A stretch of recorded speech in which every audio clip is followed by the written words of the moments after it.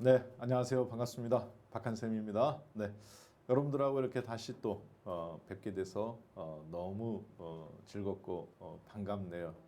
자, 오늘 강의할 내용 그리고 여러분들하고 함께 앞으로 국내 증시의 전체적인 흐름, 먼저 어떤 방향으로 우리가 전략을 세우고 어떤 종목으로 접근해야 될지 오늘 짧지만 강렬하게 살펴보도록 하겠습니다. 자, 오늘 주제는요. 환율 전쟁과 그리고 외인들의 베팅 전략입니다. 자, 제가 지금 환율이라는 주제 지금까지 여러분들하고 거의 한 달간 이 유튜브 강의를 하고 있는데 그동안 거시경제 지표를 가지고 나온 적은 한 번도 없습니다. 시장의 어떤 강력한 모멘텀이 되는 이슈만 가지고 나왔었죠. 테마라든가 시장에서 어떤 이슈의 수소차라든가. 자, 그런데 거시경제 지표를 가지고는 오늘이 처음 시간이에요. 왜 그러느냐? 지금 국내 증시가 그리고 또 이 우리나라뿐만 아니라 미국이라든가 유럽이라든가 일본이라든가 전혀 다른 양상의, 즉 미국과 유럽은 미국은 올라가고 유럽과 일본은 또 급락 나오고, 이런 현상 속에서 환율 전쟁의 어떤 그런 지금 틈이 벌어지고 있는 거거든요. 그걸 이해하지 못하면 여기에서 여러분이 지역적인 문제, 짧은 어떤 종목에 매몰되기 때문에 그렇습니다. 굉장히 중요한 방향성의 문제라는 거 먼저 말씀드리도록 시작하겠습니다. 자, 어제 이제 이 자료는 저희가 목요일 날 종가예요. 자, 그렇지만 그걸 제가 어제 종가로 금요일 날 종가로 다시 수정해서 말씀드리겠습니다. 즉 자료는 목요일 날 미리 준비를 해야 되기 때문에, 그렇기 때문에 양해 먼저 구할게요. 자, 우리나라 코스피 지수의 주봉 차트입니다. 2600포인트 주봉상 기준이에요. 2600포인트입니다. 거의 고점이죠.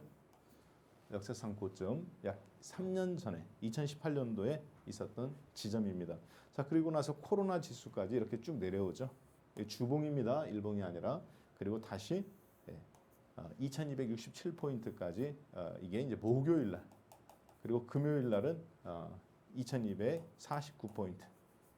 로 2550포인트에서 약 1포인트 부족한 상태. 그러니까 사실 주봉으로 보면 큰 차이는 없어 보입니다. 중요한 거는 국내 증시가 어떻습니까? 네. 단기적 2020년도 상단에 이렇게 주봉상으로 지금 딱 부딪혔다는 거죠. 이 지점에서 이제 뚫고 가느냐 안 가느냐. 많은 개인 투자자분들 뿐만 아니라 저 같은 20년 동안 이쪽 업계에서 있어가면서 산전수전 다 겪은 사람도 지금 직감적으로 무엇을 알고 있을까요? 그렇죠. 여기에서 시장이 2000포인트 아래로 다시 곤두박질 치느냐, 아니면 여기서 치고 나가가면서 2500, 2600을 뚫고 드디어 대한민국 증시 20년 전에 이익치 회장님, 20년 전이라고 말했어요. 그러니까 적어도 주식을 20년 이상 하신 분들은 아는 겁니다. 바이코리아 펀드. 이익치 회장님이 말했던 드디어 대한민국 증시의 선진국 지수 3000포인트에 한번 그런 발판이 마련되는, 그걸 한번 구경할 수 있느냐 하는 중요한 기로에 지금 여러분하고 저하고 이 자리에 서 있습니다. 어쩌면 여러분들께서는 평상시처럼 아무런 감흥 없이 지금 유튜브라든가 TV 채널을 돌리셨을 수 있을 것 같아요. 그렇지만 저같이 이렇게 한 20년간 이쪽 업계에서 있는 사람들은 동물적인 느낌으로 지금이 뭐다? 그렇죠. 앞으로 내 수익이, 내 계좌가 1억짜리가 2억이 되느냐, 아니면 여기서 다시 5천이나 7천이 되느냐 하는 중요한 어떤 맥자리, 갈림길에 서 있다는 것을 직감적으로 느끼셔야 돼요. 자, 동물적인 감각만으로 우리가 그렇지만 매매를 하는 것은 굉장히 어리석은 짓이죠. 다만 전체적인 돌아가는 판이, 바람의 방향이라든가 이런 것이 작은 것이 아니라는 것을 느끼셔야 됩니다. 즉 밖에서 지금 비바람이 몰아치고 있어요. 장마철이기 때문에 번개도 칩니다. 아무런 생각 없는 사람은 어떻게 할까요? 우산 가져갈까요? 안 가져갈까요? 네, 안 가져가겠죠. 정말 준비 없다면. 하지만 준비 있는 사람은 어떻게 할까요? 아, 이건 보통 바람이 아니구나. 네. 밖에 어르신들, 부모님들 네, 못 나가게 합니다. 어린이들 무슨 일 있으면 자기가 나가겠죠. 네. 왜? 똑같은 비바람처럼 느껴지지만 다른 느낌이란 말이에요. 자, 마찬가지로 이 비바람의 크기를 지금 한번 제가 수급으로 분석해 보았습니다. 자, 국내 기관들입니다. 보통 주식을 하시는 분들은 야, 7월 1일부터 얼마, 8월 1일부터 시장이 얼마 이렇게 소위 얘기해서 편의적으로 나눈 12달이라는 기준을 가지고 매매를 합니다. 그렇지만 그거는 굉장히 단편적인 생각입니다. 대한민국 증시는 주식이 흔드는 게 아니라 선물 시장이 주식시장보다 평상시에는 5, 6배, 주식이 거래가 많을 때는 선물이 3배 정도 더 파생 시장이 큽니다. 즉 선물 시장이 주식 시장을 흔드는 거지 주식이 선물을 움직이지 않습니다. 자, 따라서 실질적으로 어떤 스타트점을 나눌 때는 뭘로 기준으로 하느냐? 6월달 선물 옵션 만기 기준, 즉 3월, 6월, 9월, 12월 선물 옵션 만기 기준 매월 두 번째, 둘째 주가 아니라 두 번째. 첫 번째가 금요일이야. 8월 1일이. 그러면 첫 주에는 목요일이 없죠. 둘째 주에 목요일이 하나 나오죠. 셋째 주에 목요일이 두 번째가 나오는 거잖아요. 그러니까 두 번째 목요일입니다. 둘째 주 목요일이 아니라 두 번째 목요일을 기준으로 3, 6, 9, 12 선물이 만기 날입니다. 자, 여러분이 여기서 뭐 주식 하시는 분들은 모를 수 있어요. 중요한 건 대한민국에서 주식을 움직이는 기관, 외국인 그리고 모든 큰 손들은 전부 다 뭐를 기준으로 삼느냐? 선물 옵션, 선물 만기. 즉 그날은 또 옵션이 만기기도 하죠. 옵션은 매월 있으니까. 그걸 동시만기라고 그럽니다. 가장 가까운 만기 날은 6월 11일에 있었죠. 이때부터 스타트를 잡습니다. 뭐에? 네. 수급에. 그 전에 있던 건 다 리셋시키는 거죠. 자, 그래서 저는 6월 11일부터 어떤 일이 있었는지 이 판이 그리고 지금 어느 정도 어떤 판으로 들어가는지 한번 살펴봤습니다. 자, 왜 기준점을 잡았는지 방금 말씀드렸어요. 거래소에서 외국인들이 국내 기관들이 6월 11일부터 7월 31일까지 있었던 수급입니다. 얼마입니까? 7조 원. 이게 아침에 제가 뽑은 거예요. 그래서 사실은 이 부분을 보면 목요일 날 종가 기준이기 때문에 금요일 걸 여기다 살짝 더해줘야 됩니다. 7월 31일 걸 그러면은 7조 4천억 원어치를 매도를 때렸습니다. 거래소에서 6월 11일부터 어디로 베팅을 했어요? 올라가는 쪽 떨어지는 쪽? 네, 떨어지는 쪽.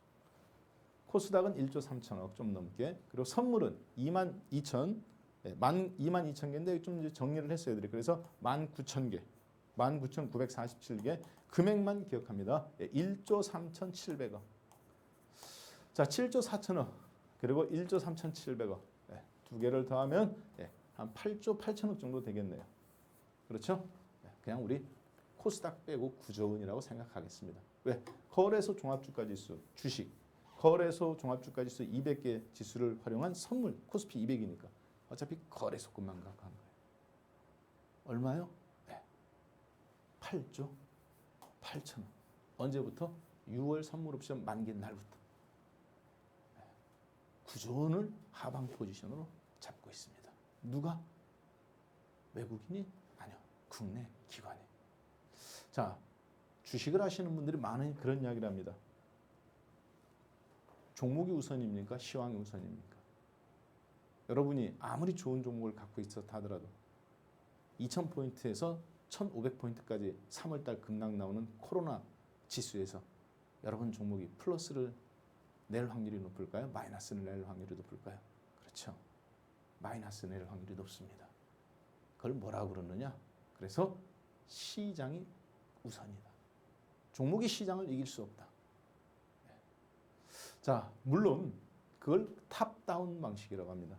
그래서 시장이나 외생 변수, 거시경제 지표를 먼저 보고 그리고 업종을 보고 그리고 그 가운데서 업종 내에서 종목을 보고 업종을 선택하고 종목을 선택하고 그리고 그 종목에서 가장 좋은 거 하나만 베팅하는 거 그리고 포트폴리오를 구성하는 거 위에서부터 마치 물이 떨어지듯이 이걸 탑다운 방식의 투자 전략이라고 말합니다. 반면에 그런 거 다 필요 없어. 나는 오로지 가치주의야. 이 주식은 언젠가는 올라갈 거야. 농심, 오뚜기, 하이튼 진로. 그렇죠? 실적이 이렇게 좋으니까 올라갈 거야. 그걸로 지수하고 상관없이 포트를 구성하는 거. 이거를 버튼업. 바닥에서부터 위로 간다 해서 버튼업 방식이라고 합니다. 그래서 펀드 매니저들한테 물어봅니다. 당신은 어떤 투자 스타일이십니까? 그러면 저는 탑다운 방식입니다. 버튼업 방식입니다. 아니면 저는 삼성전자를 매수하고 하이닉스를 매도하는 이런 매도 매수 동시에 거래하는 롱숏 전략으로 해서 그 차익을 먹는 사람입니다. 이 부분은 잠시 후에 시장을 봐가면서 하이닉스가 상당히 지금 위험한 상황에 있다는 것을 점검해 가면서 함께 보도록 하겠습니다. 자, 그런데 지금 기관들은 여러분들 보시기에 어디에 베팅을 했습니까? 그렇죠. 떨어지는 쪽에 베팅을 했어요. 얼마? 9조 원. 거래소만. 자, 반면에 외국인들은 똑같은 6월 11일부터 거래소에서 2,600억인데 이게 지금 3,000억 정도 돼요. 조금 늘었습니다. 자, 그리고 선물은 정확하게 조금 정리가 들어갔어요. 27,700개. 3,000개 정도 매도를 했습니다. 살짝 수익 실현한 거죠. 왜? 다 2,000포인트 아래서 잡았으니까. 자, 그리고 금액상으로는 정확하게 1조 9천억입니다. 1조 9천억 정도를 어디로 갖고 있어요? 상방으로 갖고 있어요. 그리고 주식은 약 지금 뭐 3천억이니까 거의 제자리 걸음이라고 봐야 되겠죠. 그럼 1조 9천억 상방 마이너스 3천억 합치면 1조 6천억 정도를 상방으로 갖고 있네요. 누가? 외국인들은. 아까 보셨다시피 국내 기관들은 하방 포지션으로 6월 11일 종합주가지수는 거의 6월 11일부터 2,000포인트에서부터 계속 거의 제자리입니다. 그랬다가 지금 좀 이런 식으로 천천히 올라와서 2,200을 막 돌파를 했죠. 얼마 전에. 그러니까 2,200포인트까지 그동안 매도를 때렸던 어느 자리에서 때렸든지 매도를 때렸던 차트를 한번 봐가면서 한다면 더 쉽겠죠. 아까 주봉으로 봤던 부분입니다. 자, 이거는 주봉이에요. 자, 일봉으로 본다면 이렇게 이 부분이 이런 식으로 이렇게 되어 있습니다. 일봉으로 보면. 근데 이건 주봉이니까 여기가 2,000포인트고 여기가 2,200포인트입니다. 여기에서 외국인 국내 기관은 6월 11일부터 1조, 2조, 3조, 4조, 5조, 6조, 7조, 8조 8천억을 하방으로 잡았죠. 어느 자리에서 포인트 잡았든지 손실이에요? 수익이에요? 그렇죠. 손실입니다. 왜? 2,200을 넘어섰잖아요. 반면에 국내 기관 외국인들 어떻습니까? 매수 선물 중심으로 매도를 들고 있던 주식은 사실 다 털었어요. 선물 중심으로 2조 원 가까이 상방향으로 베팅해 놨죠. 어느 지점에서 매수를 했든지 뭐예요? 지금 전부 다 누적 수익입니다. 자, 이 말은 무슨 얘기냐면 얘들이 공매도든 선물 매도든 주식 매도든 포지션을 어디로 가져갔다는 거예요? 거의 마이너스로 가져갔다는 거예요. 떨어지는 쪽에 걸었다는 거죠. 외국인은 올라가는 쪽에 걸고 여러분과 저도 마찬가지로 주식은 올라가는 쪽에 걸었습니다. 야, 내 주식은 안 올라갔는데 그거는 종합주가지수 지금 평균을 갖고 얘기하는 거잖아요. 그렇죠? 그렇기 때문에 그 부분은 여러분이 그렇게 생각하시면 안 됩니다. 자, 전체적인 큰 흐름으로 봤을 때 시장에서 그러면 매도자와 매수자의 그림이 우리는 분명하게 그려질 수 있습니다. 극명하게 나타났어요. 평균 단일 세력이 한쪽 방향으로 10조 원 가까이 주식을 때리면 한 달 전으로 대한민국은 종합주가지수 대비가 10%를 빠지거나 혹은 10%가 올라가는 흐름이 일반적입니다. 당일 기준으로는 선물, 주식 합쳐갖고 1조 원으로 한 방향으로 움직이면 장중에 그쪽 방향으로 장대 양봉이나 장대 음봉이 나는 습성이 있어요. 왜? 한국 시장 1,450조라는 시가총액 기준으로 봤을 때 대주주 매매 못하는 주식이 한 거의 1,000조입니다. 기관들 뭐 연기금 매매 못하는 주식 실제 400조 원이 움직이지만 그 400조 원에서 장기 투자자 못 빼가면 한 50조 원에서 100조 정도 움직여요. 70조 원 정도 움직여요. 움직이는 거는. 한 방향으로 근데 1조 원이 움직인다. 그랬을 때 주식이 종합주가지수가 당일 기준으로는 2, 3% 움직입니다. 한 달간 10조 원이 베팅이 나온다. 10% 가까이 움직여요. 자, 그러면 지금 거의 9조 9천억이니까 굉장히 포지션을 세게 실은 겁니다. 근데 어때요? 거의 2200포인트에서 2150포인트에서 거의 머물러 있죠. 그 얘기는 압력이 누를 대로 눌러졌다. 조만간에 사단이 난다. 근데 지금 외국인 기준으로 올라가는 쪽에 베팅한 세력이 승리하고 있죠. 매도 세력은 예전에 제가 한번 이런 표현을 썼었습니다.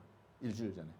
국내 기관은 관뚜껑에 지금 못 박았다. 일보 직전이다. 2200 바로 아래에서 말씀드렸죠. 그때는 6조 원 매도 때렸었어. 7조 원. 근데 그 사이 또 늘었습니다. 자, 매도자는 계속 죽어나고 있어요. 국내 기관은. 자, 그런 흐름 속에서 이 지금 판이 어떤 판인지, 제가 왜 오늘 강의 주제를 환율 전쟁과 그리고 외국인의 베팅 전략으로 방향을 잡았는지 여러분은 보시게 될 겁니다. 자, 단순하게 본다면 아까 1조 9천억 샀다 이렇게 보실 수 있어요. 그렇지만 이 판은 정확하게 말씀드린다면 400조 원짜리 판입니다.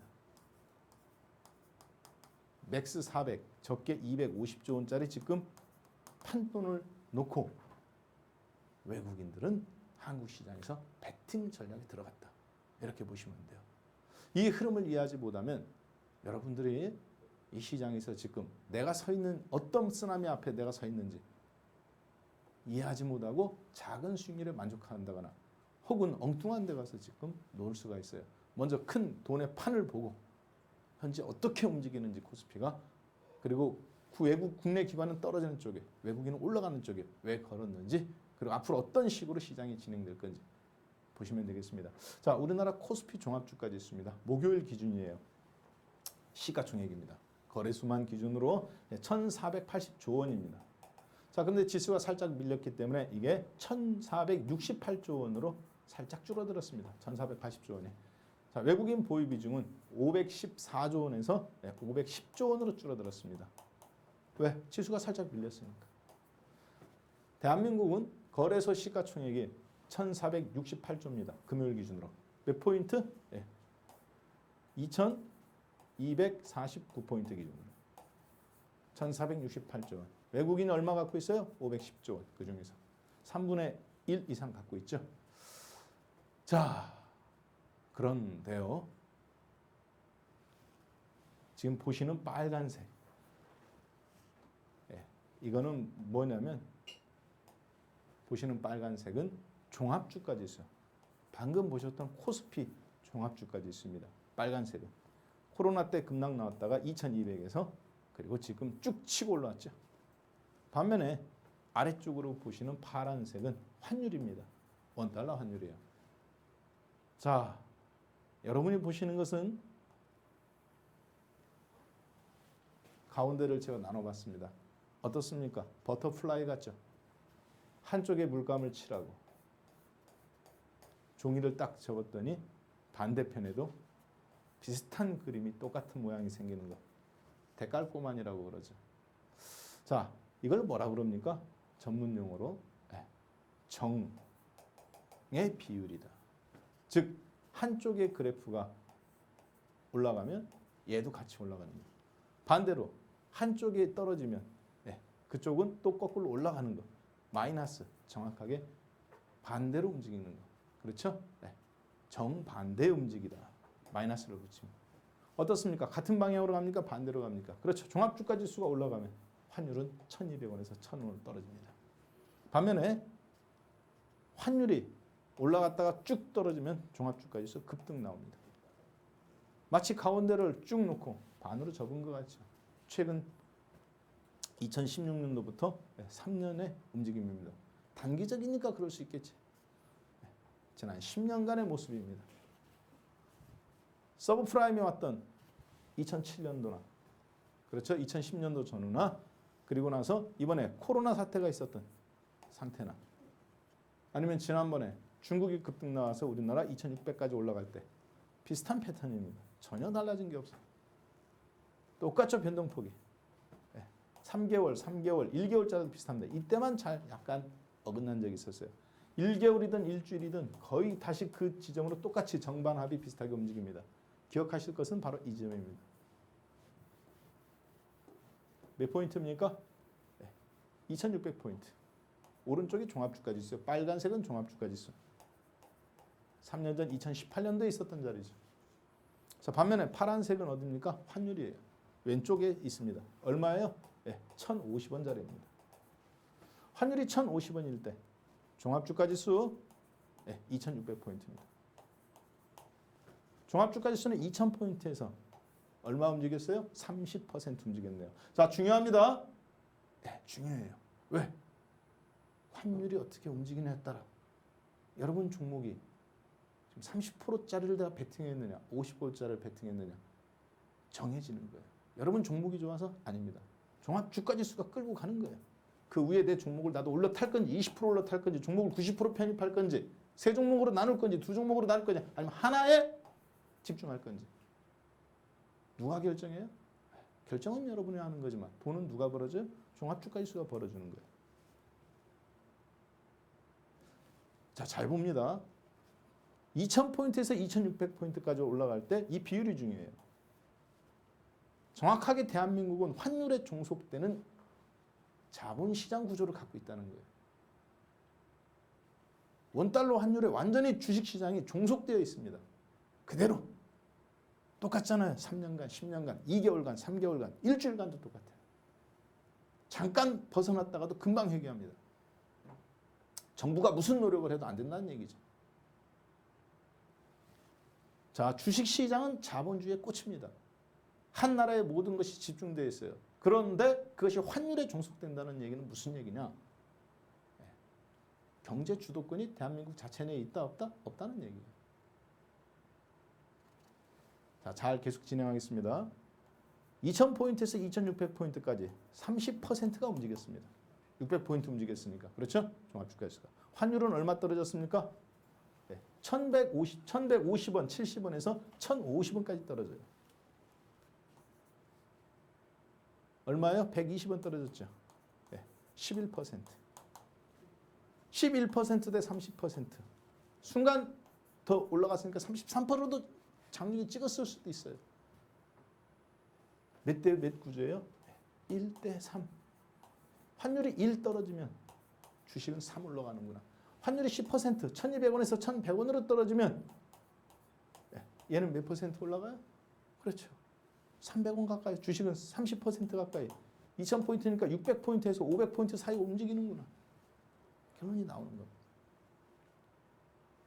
자, 그 메커니즘의 전체적인 큰 흐름 속에서 결정하는 거죠. 여러분들 보시기에는 근데 지금 환율이 어디로 갈 것 같습니까? 1194원. 인데 직저점. 2020년도에 가장 저점이었던 부분 아래에 지금 버티고 있죠. 떨어질 것 같아요? 올라갈 것 같아요? 판단하기가 주식시장을 판단하지 말란 얘기죠. 여기는. 주식은 종속 변수고 얘가 주 변수다 그 얘기입니다. 마치 누구처럼? 대장주를 보고 움직이다가 나머지 종목들이 쭉 움직이죠. 그러다가 대장주가 꺾이면 다 꺾이잖아요. 나는 이 종목 갖고 있어도 대장주 보고 매매하잖아요. 테마주 같은 경우. 정치 테마주, 마스크 테마주, 코로나 테마주, 백신 테마주 다 마찬가지 아닙니까? 대한민국 주식은 어디를 보고 움직여요? 환율을 보고 움직여요. 아까 그것이 우리가 3년간, 10년간, 6개월간 다 증명이 되지 않습니까? 자, 그렇다면 외국인들이 지금 노리는 것은 무엇일까요? 기관들은 떨어지는 쪽에 걸었습니다. 주식이 떨어지는 쪽에 걸었다는 것은 무슨 얘기예요? 환율이 올라갈 것에 기관은 사실 걸은 거예요. 1200원에서 1250원, 1300원으로. 주식을 떨어지는 쪽에 걸었다는 것은, 주식을 정리했다는 것은 여러분이 보시기에는 그냥 내가 갖고 있던 주식 팔아서 현금화해서 관망도 그건데 라고 생각하실지 모르겠지만 펀드 매니저 입장에서는 다릅니다. 그걸 뭐라고 하느냐? 델타라고 합니다. 우리는. 네, 전문 용어이기 때문에 제가 그냥 생략하겠습니다. 다만 이거예요. 종합주가지수가 100 움직일 때 내게 100 움직여. 델타 100이라고 말합니다. 반면에 종합주가지수가 100이 움직일 때 내게 50밖에 안 움직여. 델타가 0.5 혹은 50%라고 말합니다. 보통 전문으로 그냥 0.5라고 말하죠. 그럼 알아서 들어요. 아, 주식 50% 갖고 있구나. 어떻게? 종합주가지수 1 올라갈 때 내 건 50% 올라가는 포트폴리오를 구성하고 있구나. 이렇게 생각하시면 됩니다.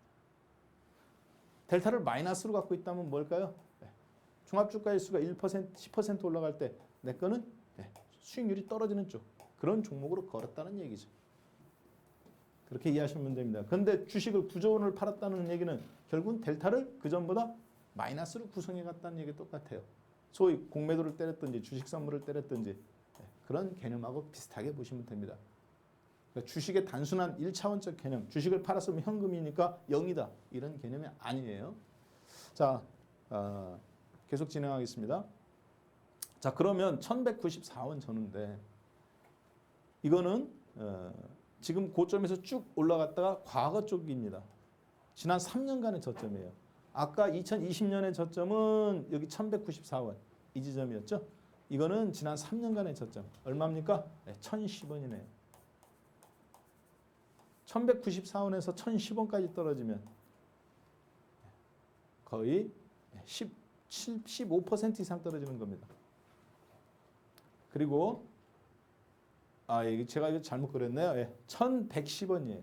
1010원이 아니라 그렇죠? 1110원. 1세계 10원.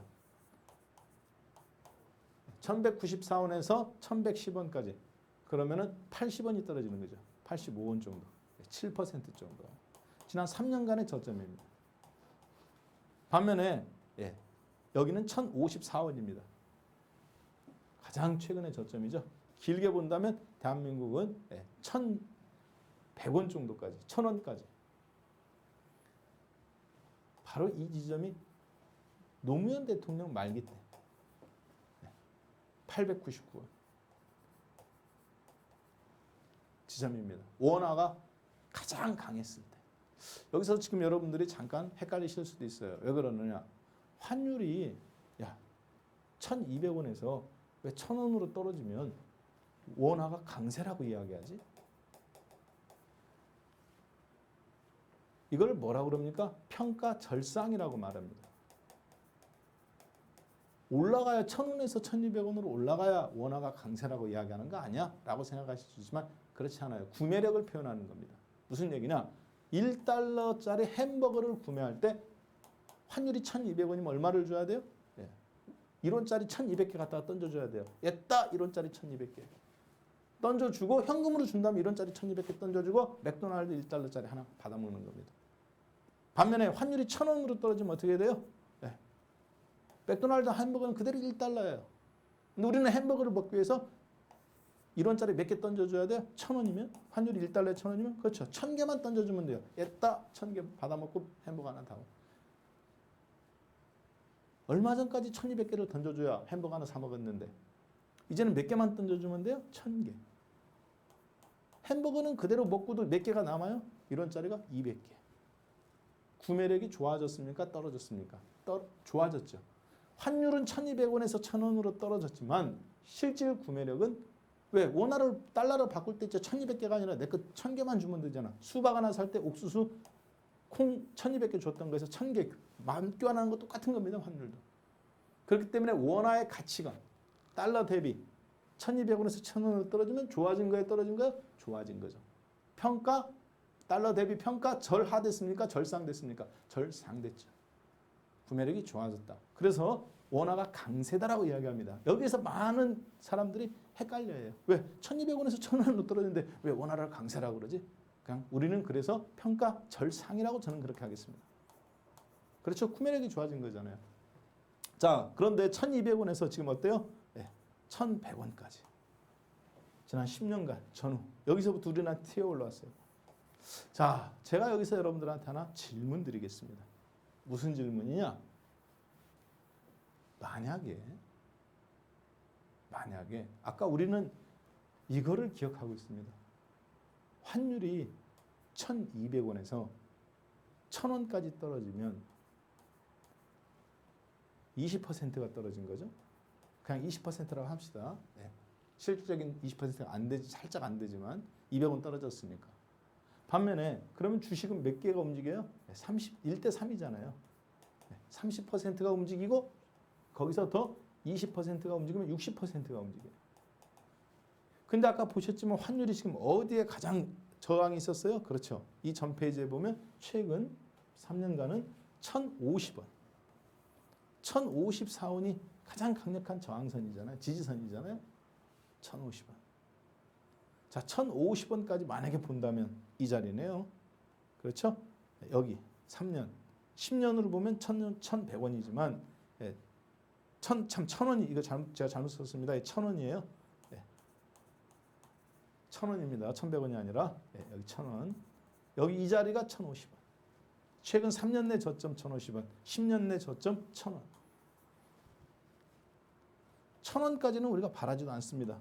지금 1,200원에서 1,050원까지 네, 마이너스 15%. 그러면 이거는 환율은 마이너스 15%. 그럼 주식은 몇 퍼센트? 네, 40에서 50%. 평균 45%. 1대 3 구조니까. 그렇죠? 아까 보셨잖아요. 그 탄력도가. 그러면 종합주가 지수는 어떻습니까? 환율은 얼마? 1,050원. 종합주가 지수는 2,200에서 40% 올라왔다고 보세요. 800포인트입니다. 3,000포인트.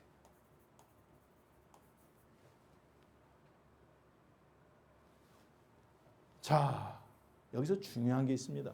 저걸 이해하고 나면 저거는 구조가 그렇게 되어 있는 거예요. 저걸 이해하고 나면 여러분은 여기서 생각을 하셔야 됩니다. 무슨 생각?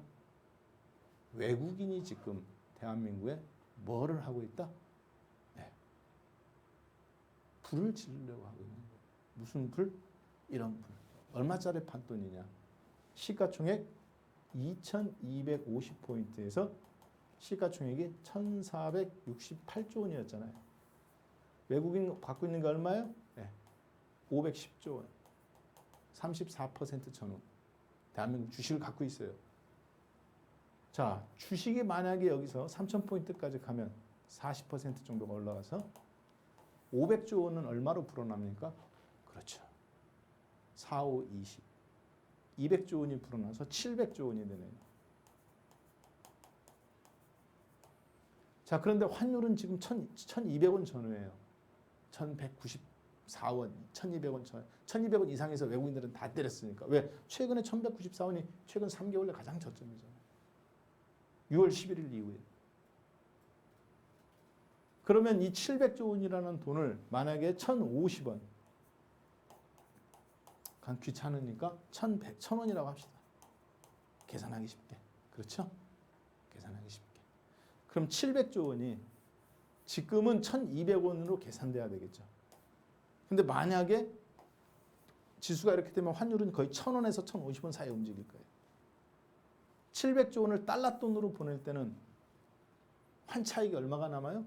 1,200원에서 1,000원이 됐으니까 지금은 1,200원으로 계산하잖아요. 500조 원을. 그렇지만 이렇게 주가가 올라가면 이 700조 원이 늘어나게 되고 그러면 이것을 1,000원으로 계산해야 되잖아요. 1,050원이나. 여기서 또 환 차익이 또 얼마 발생하는 거예요? 1,200원에서 1,000원까지 됐으니까 여기서 또 20% 혹은 15%. 7이 14, 140조. 자, 이해됐나요? 이걸 단순하게 그리면 이렇습니다. 환율이 10%가 떨어지면 주식은 30%가 올라간다. 대한민국은 통계적으로. 자, 그런데 현 시점에서 우리나라 시가총액은 1,468조 원, 외국인들이 510조 원을 갖고 있다. 만약에 환율이 지금 분위기는 환율이 떨어지는 분위기예요. 왜? 달러 약세이기 때문에. 환율이 1,000원까지 떨어지게 된다면 약 20% 가까운 하락세를 보이는 거죠. 원화 강세. 그럼 종합주가지수는 거의 2,800에서 3,000포인트에 가게 됩니다. 외국인들이 갖고 있는 500조 원은 700조 원이 돼요. 그냥 종합주가지수상으로만 계산해 보면. 그러면 이 700조 원이 그냥 여기서는 수익이 40%밖에 되지 않지만 이걸 다시 미국 돈으로 달러로 보낼 때는 어떤 현상이 발생되느냐. 그렇죠. 환율은 1,200원에서 1,000원으로 떨어졌잖아요. 여기서 또 20% 수익이 납니다. 얼마? 7, 24, 140조 원. 환차익에서 140조 원을 벌고 주식으로 200조 원을 벌고 얼마예요? 350조 원짜리 판돈입니다. 미니멈 300조, 맥스 400조.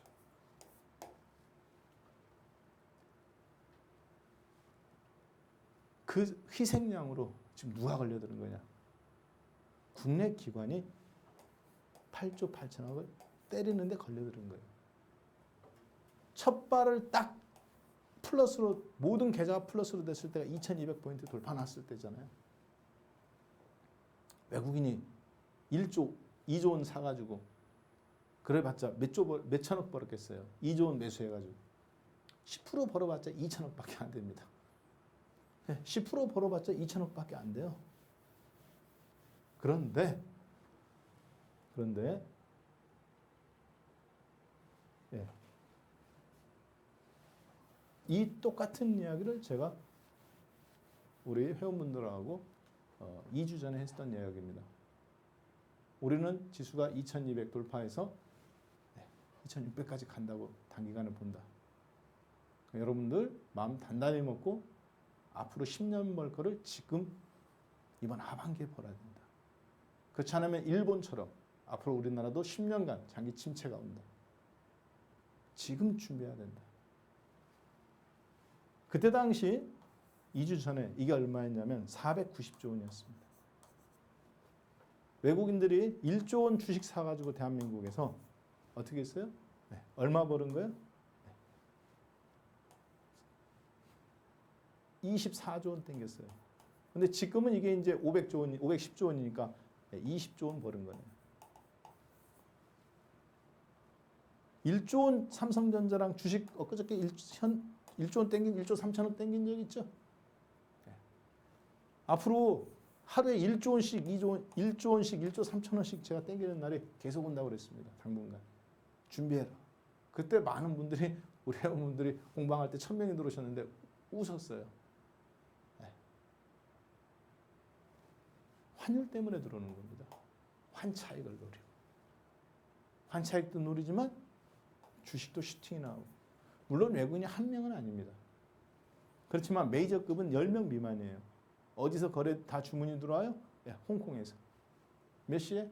아침에 7시. 홍콩에서 주문 넣습니다. 뭘로? 팩스.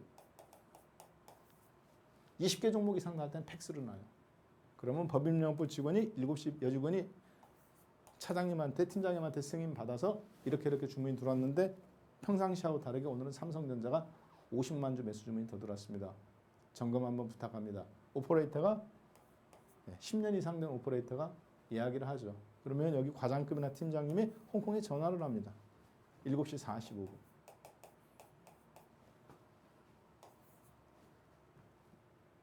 Really? 네. 삼성전자 2천억? 네. 오케이. 특이사항만 점검하고 나머지 종목들은 노멀한 식으로 평상시에 들어오는 2, 3만 주니까 패스. 왜? 종목이 20개 이상이니까. 전화로 확인하면 자동으로 녹음이 되죠. 네. 그대로 프로그램에다 집어넣어서 집행시키게 만들어요. 그러면 8시 5분. 다시 혹시 잘못 주문 들어가 있는 거나 8시 30분에 점검. 8시 50분까지 스탠바이. 끝. 네. 그 중에서 특별한 거는 직접 주문 넣습니다. 그렇지 않으면 나머지는 프로그램으로 거의 돌아가게 만들어요. 자, 그런 메커니즘 구조를 갖고 있는데요. 지금 그러면 외국인들 입장에서는 대한민국 증시에서 홍콩에서 몇 명이나 한국 증시에 주문을 넣겠습니까? 100명? 1000명? 아닙니다. 10명 전후예요. 여러분들 잘 아시는 증권사 이름만 대면 알 수 있는 골드만삭스, 모건 스탠리, 메릴 린치, 도이치, 살로만 스미스 바니, 그 다음에 뭐 다이와, 일본 애들이나 좀 붙을까요? 멀리 미국이나 유럽에서 공부해가지고 홍콩 증권시장에 왔는데 서로 외롭지 않겠습니까? 일주일에 한두 번씩 파티합니다. 서로 다 얼굴 알고 지내요. 그 커뮤니티 안에서 한국 시장이 결정되는 거예요. 마치 언제처럼?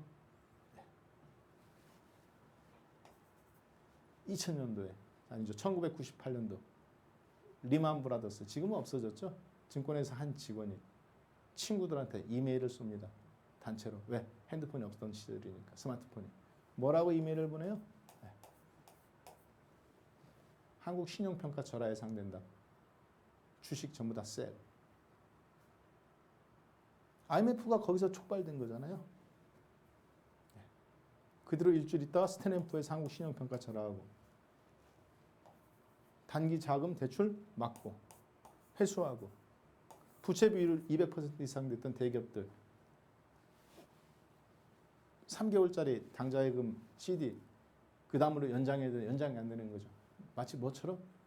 네, 여러분들이 10억짜리 아파트 7억 대출 받고 9억 대출 받아서 샀는데 다음 달 만기인데 더 이상 안 해준답니다. 9억을 혹은 7억을 안 내놓으면 어떻게 돼요? 7억 안 내놓으면 네, 집 경매로 넘긴다는 거죠. 앉은 자리에서 3억 날려먹는 거예요. 혹은 3억 대출 받았어도 7억 날려먹는 겁니다. 못 갚으면. 그거잖아요. IMF가. 자, 똑같은 원리입니다. 제 말은 무슨 얘기냐면 외국인이 여러 명이고 수십 명 같이 보이지만 그 커뮤니티는 결국은 일맥상통하게 움직이는 일관된 흐름이 어디서 나오느냐. 네, 그 이너서클 안에서 나와요. 자, 우리나라는 지금 그러면 소문이 어떻게 났을까요? 네. 일주일 만에 25조 벌었다. 몇 놈이? 한 10놈이. 성과급 얼마 받느냐면 10%에서 많으면 20% 받습니다. 공격적인 사모펀드 같은 경우. 지금 수익정산에도 25조니까 2조 5천억 받는 거예요. 10명이. 성과급 2,500원. 야, 많이 받는다 생각하시죠? 별거 아닙니다. 2조 원씩 받는 애들도 많아요. 2조 원씩 성과급이. MBK 파트너스. 네. 여러분이 아시는 우리나라 MBK 파트너스라든가 일부 사모펀드, 오비 맥주 진로 이런 것들을 인수해가지고 넘길 때 성과급 20%씩 받았습니다. 2명이 1조 원씩 받았어요. 그 대한민국에서 지금 수학 잘하는 친구들, 천재라고 하는 친구들, 네. 나사에 가 있지 않습니다. 어디 가 있어요? 네. 전부 다 펀드, 사모펀드 운영하는 데가 있어요. 알고리즘으로 만들어서 네. 안전한 자산 혹은 공격적인 거 저렇게 베팅하고 있습니다. 대한민국의 소문이 이미 났어요. 전 영국이라든가 홍콩. 자, 우리가 하는 주식도 그 선상에 있는 겁니다. 그런데 뭐가 또 도와주고 있어요? 결정적으로. 외국인들이 근데 왜 지금 갑자기 움직이는 걸까요? 이유가 있습니다. 드디어 금값이 신호가 나왔어요. 어떤 신호가 나왔어요? 그냥 하는 거 아닙니다. 애들이 이거. 야, 내가 땡기고 싶어. 땡겨. 아니에요. 이 친구들도 큰 돈을 움직일 때 어떤 신호를 보고 움직입니다. 근데 지금 전 세계적으로 10년 만에 강력한 신호가 나왔어요. 어떤 신호냐? 금값, 이게 자꾸 넘어가네요. 네. 아마 제가 높이 여기 눌러서 금값이 1920달러가 10년 전에 최고 고점이었습니다. 여러분은 그냥 1900달러로 생각하십시오. 몇 년도? 네. 2011년도 가을 이맘때 8월 9월에 1900달러 했어요. 근데 지금 다시 10년 만에 엊그저께 부로 1928달러를 뚫기 시작하더니 1950달러, 1972달러, 어제 1953달러인가 1% 더 올라서 끝났어요. 3일 연속 신고점 갱신이 나왔습니다. 마치 언제처럼? 그렇죠. 3, 4일 전, 3일 전 금값 신고점 뚫을 때 외국인이 1조 3천억 대한민국 증시 싹쓸이 한다. 금값의 강세는 뭡니까? 네. 달러의 약세죠. 상대적으로. 달러가 떨어졌다는 게 아니에요. 달러는 제자리더라도 상관없어. 금이 올라가면 상대적으로 얘는 떨어진 거야. 왜? 1달러당 금 1개였는데 이제는 어떻게 해요? 네. 1달러당 금 1.2개가 되는 거죠. 1달러당 금 2개, 금 3개. 죄송합니다. 얘기 잘못했네요. 금 한 개당 1달러였는데 이제는 금 한 개당 얼마? 3달러, 4달러, 5달러 계속 올라가는 거죠. 달러는 더 줘야 돼. 금 하나 사는데. 금값은 올라가는 거고 달러 값은 떨어지는 거죠. 상대적으로. 달러가 양적 완화. 서브프라임 때 3조 달러, 한국 돈으로 4천조 원. 이번 코로나 때 얼마? 4조 달러. 한국 돈으로 5천조 원. 우리나라 시가총액이 1,450달러에 68조예요. 몇 배를 뿌린 겁니까? 6배 이상. 대한민국이 세계 시가총액 주식시장 10위예요. 이런 나라를 10개만큼 뿌린 거예요. 돈을. 지난 10년간. 양적 완화로. 달러 가치가 안 떨어지는 게 이상한 거죠. 자, 금값이 떨어졌다는 얘기는 무슨 얘기냐? 상대적으로 원화의 가치도 달러 대비 앞으로 1,200원에서 1,050원, 1,100원까지 떨어질 가능성이 있다 없다? 있다라는 걸 의미하는 겁니다. 그렇죠? 그 말은 무슨 얘기냐? 여러분하고 저한테 외국인들 돈이 환차익을 노린 돈이 쓰나미처럼 몰려올 준비가 되어 있는데 그 돈의 크기가 얼만큼이다? 판돈이? 네. 환율에서 150조 원. 그리고 환율에서 150조 원. 주식에서 얼마? 200조 원. 합쳐서 350조 평균. 그럼 어떤 종목을 골라야 될까요? 삼성전자, 하이닉스? 아닙니다. 그냥 시장을 사는 거예요. 삼성전자를 사는 게 아닙니다. 그냥 시장을 사는 거죠. 하이닉스, 삼성바이오로직스, 셀트리온, LG화학 이런 걸 사는 게 아닙니다. 그냥 시장을 사는 거예요. 다만 시장을 사는 데 있어서 우선순위가 있는 대로 정하는 겁니다. 살짝만 실적이 나와줘도 바람에 ip새에 있는 바람에도 나는 괴로워했다. 네. 죄는 똑같지만 양심의 가책은 서로 다르게 느껴지는 똑같습니다. 살짝만 실적이 플러스로 튕겨나가잖아요. 뭐뭐 한다 조금만 수소 찬다 해도 실적이 안 나오는데 튕겨나가잖아요. 왜 그럴까요? 대기하고 있는 자금들이 기관이 아니잖아요. 매수사는 외국인과 개인밖에 없어. 불을 지르는데 그 불을 개인이 지르는 게 아닙니다. 개인은 그냥 많을 뿐이에요. 웅성웅성. 진짜 돈을 하는 애들은 애들의 판돈 얼마짜리? 350조 원짜리 판돈 준비하고 있는 겁니다. 여러분은 이 가운데서 고르는 거예요. 제가 봤을 때는 괜찮은 종목은 당연히 근데 이번에 엊그저께 뉴스 나왔죠. 하이닉스는 아니에요. 하이닉스가 1차로 가야 되는데 지금 반도체가 꼬꾸라지잖아요. 골치 아프게 생겼습니다. 네. 매도자들 입장에서는 구세주죠. 반도체 디램 값 떨어진 게. 기관들 입장에서는. 자, 우리는 이 가운데서 여러분들이 종목을 괜찮게 고른다면 LG생활건강 아직 안 오른 것 중에서 삼성물산, SK텔레콤, 포스코, 기아차 이쪽 영역에 집중되어 있다고 봐야 되겠네. 특히 포스코 그리고 아까 보셨던 방금 보셨던 거 종목 다시 한번 강조하겠습니다. SK텔레콤 저런 종목들은 특히 배당도 기대해 가면서 환차익을 노리는 돈이잖아요. 무리해서 하지 않습니다. 절대. 자, 이건 최근 10일간 외국인이 매수 상위 종목입니다. 뭡니까? 이건 목요일 기준에 좀 바뀌었을 수 있을 것 같아요. 삼성전자로부터 포스코까지 쭉 순서대로 나오죠. 당연히 아모레퍼시픽도 들어가 있네요. 시가총액 대비 크게. 포스코도 들어가 있고 하이닉스 자리에. 하이닉스 안 사죠. 포스코 사지. 포스코 그리고 아모레퍼시픽 그리고 고려아연이라는 종목이 있네요. 자, 30초 내로 마무리 짓겠습니다. 금값의 신고점은 대한민국 아연시장. 그렇죠? 자동차에는 다 들어가는 부속품, 알루미늄. 이 회사의 가장 핵심되는 거죠. 이 회사의 장점일까, 안점 좋을까, 안 좋을까? 좋죠. 가격도 매력적이에요. 자, 지금은 살짝 제가 봤을 때 눌림목 구간입니다. 여러분은 급하게 살 거 없어요. 떨어질 때 조금 더 이 가격에서 좀 더 떨어져야 돼요. 안전하게 천천히 접근하면 되겠습니다.